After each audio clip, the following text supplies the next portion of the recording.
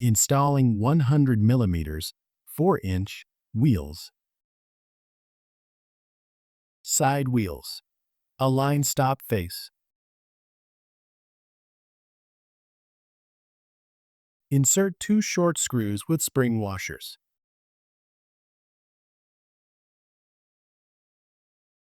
Center wheel. Align. Insert long bolt with spring washer,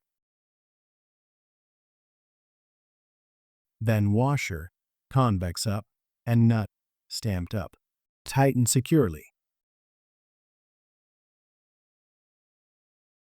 Removing 100 millimeters 4-inch wheels. Side wheels use 2 short screws. The center wheel uses a long bolt, washer, and nut. Remove the center nut and bolt.